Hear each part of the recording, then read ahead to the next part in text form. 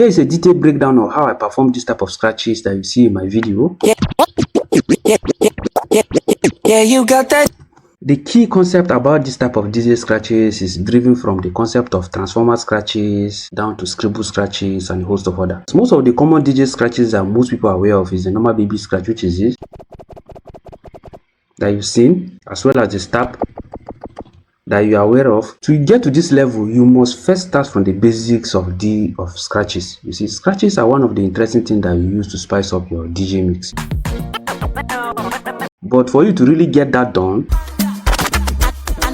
there are some core concepts that you need to understand very well when it comes to counting. The normal stab scratch, which you hear only the front movement of the deck, just the way it is on the controller where you hear the forward and backward movement of your deck. But when you mute the backward, you hear only the front by moving the crossfader in and out, which is the stab scratch. Then the normal baby scratch, which is in doing that, your crossfader is at the middle and you are hearing the sound of the deck fully as it goes forward and backward. To perform this type of Scribble scratches, this is one thing you need to be aware of. You need to understand the concept of timing very well, because without timing you cannot really get this thing done. This is why you need to go back to your basic understanding of beat counting. I have a detailed video where I broke down beat counting already. I'm going to leave the link in the description box of this video so that you have access to that very well. So I understand that you are committed to getting this. That's why you're having access to this video, so don't worry, that video will really help. The second stage you need to understand is you need to understand that sound in its original state is noise. Music in its original state is noise. That means for that noise to be transformed into something audible that the ear will like to hear, there are a lot of things that goes into the process of cutting the sound, chopping it, and then building a pattern around it. That is why the most effective DJ scratches are not just moving your platter forward and backward. They are the ones that are built from introduction of your crossfader in chopping this sound effect in a way that connects with the rhythm of the beat or the song that you are listening to.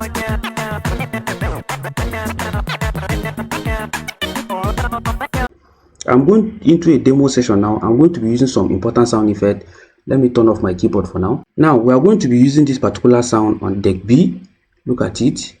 These are sound effects, and then I'm going to be loading the beat of this particular Yummy Yummy sound by Justin Bieber. Let me load the beat on this. I'll use my open. Now at this level we have our beat loaded, so we use this to load our track and then on any deck that we selected. Now the next thing we do is I'm going to make it to be on loop. That is loop 8. The beat is going to be on loop 8. Let me play it for you to hear. I'm picking this particular sound because it's going to be on a slow speed so that you get to appreciate it. I'm going to reduce the volume of my deck at this level, the gain, so that I'm going to be doing it and I'll be talking so that you hear it. You see, as I reduce it, the volume is down. Let me reduce this other sound too. Now I've reduced the sound. You are going to listen to this other sound too. Let me switch to the deck. This is it. This is a very common sound, the sound effect. It's also going to be at the description box of this video for you to access for free. Although I have a compilation of sound effect that I'm using, I'm going to leave the link where you also access the full pack of all the sounds I'm using. So this sound in its original state is just as good as noise, but your ability to cut this sound, chop it, is what will make it sound very good to the ear. Look at it. Now with this character, which is this comma, look at it, L, semicolon, and then comma. So these keys are going to be doing the job of cutting and chopping our crossfaders irrespective of the deck we are using. That means if you are using this deck, you should use this one. That means deck B.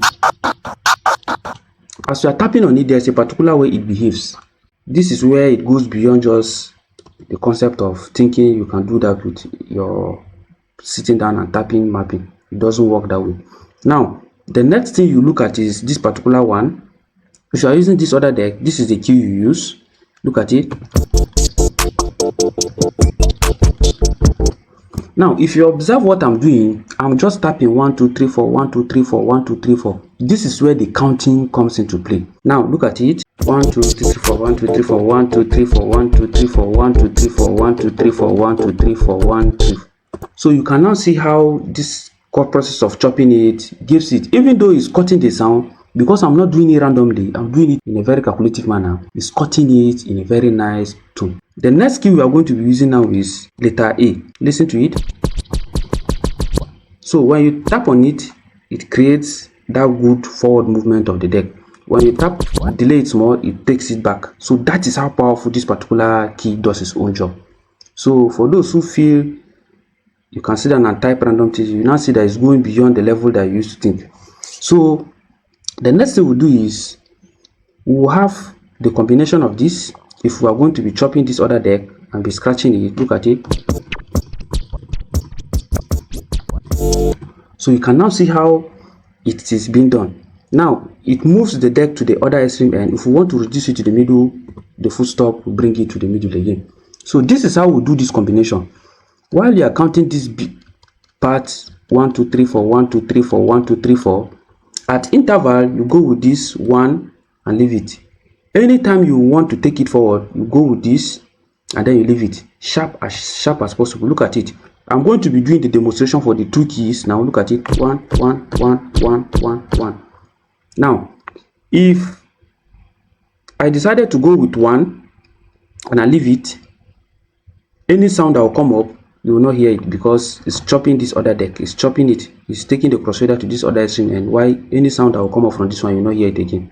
So this is how we do the combination, where one beat, let's say for example beat is playing on this deck, then we are constantly chopping this other deck and playing around with it.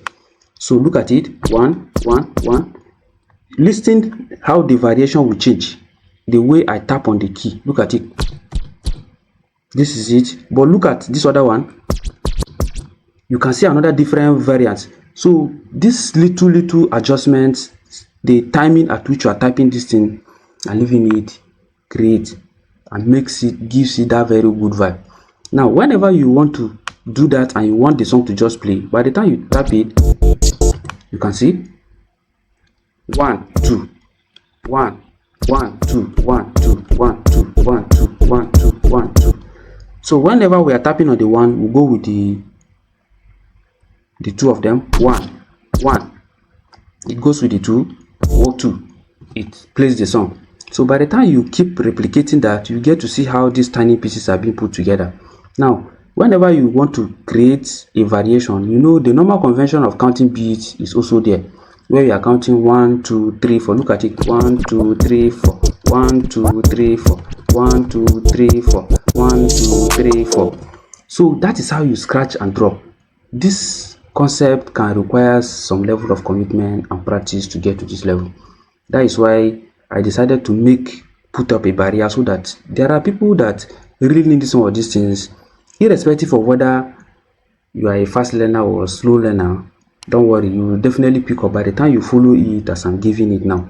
You follow the pattern slowly. As time goes on, you get to master it and you become very good in it. You see, some of these things, when you don't commit to it, it becomes very difficult for you to do. That is why a lot of people, even when they see me do it on the keyboard, it becomes so surprising, because even on the controller they are yet to pick exactly how to put this. So that is why I take time to break this particular video for you guys. So we are going to drop this beat now and switch it over to this other deck. Now I'm going to do the same thing on this one. Look at it.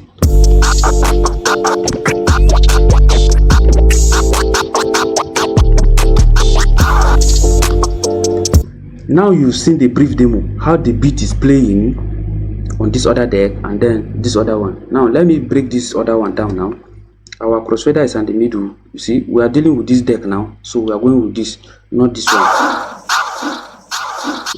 So you can see when I'm counting 1 2 3 4 1 2 3 4. Look at it. 1 2 3 4 1. Sorry, when I'm starting it, you see the complexity that comes with it is, if you want to start it when you're practicing, let's go with it this way. 1 2 3 4 1 2 3 4 1 2 3 4. Now the reason why, if it is in the middle, if you decide to tap on it, it will not work, because it need to be at this other end, so that, or any of the end, so that it cuts this sound that you are playing with. Now the next thing you do is, the essence of why it has to be on one end is, this one takes care of the scratches forward and backward. It also takes care of stopping the song. Look at it.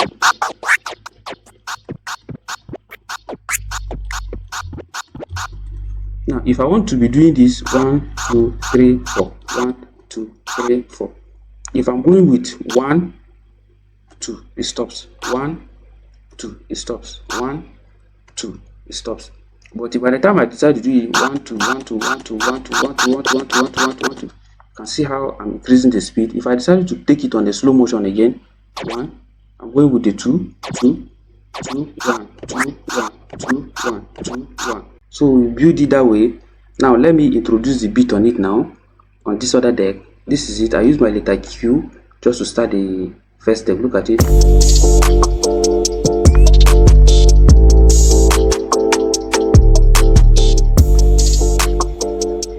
Now that it's playing, let's start from the process again.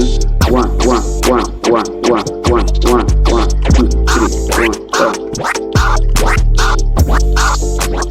1 2 1 2 1 2. So take note of how I'm taking my fingers. 1 2 1 2 1 2. But by the time I begin to mix them up, while I'm tapping on this one, at this level I'm going to be tapping on this continuously.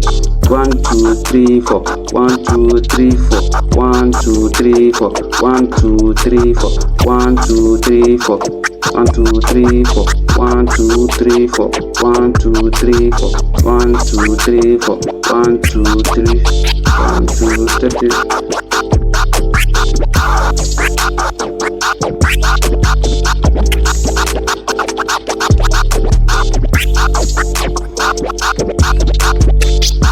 Now at this level, if I want to scratch and then I want to drop, maybe let's say for example this is our new incoming track and I will just want to drop it, I will now go with this key when I at that particular point where I want to drop. Take a look at it. Let's say for example this one is not playing. The moment I do it like this, it automatically flip from this deck and then it will start this deck while doing it. But at this level it didn't start it because I didn't put it in a way that it will start. Let me put it fully now. This is it.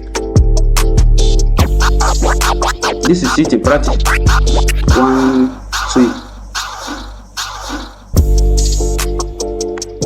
So you can see how the whole thing played out. Very interesting and very powerful in its own unique way. So just take your time, practice, and before you know, you'll be very good as you watch me do in this particular video. So don't forget to keep a date. I'm going to be giving you some more guides, breaking some of these things down the more as you go. Don't worry, even if you're a slow learner, yes, slow learners are very good like some of us, because the good thing there is by the time we are learning something, it takes time, but when we finally hold grip of it, well, we take it to another level, just the way you see me do in my social media handle all over the internet. So see you guys in my next video once again. Thanks.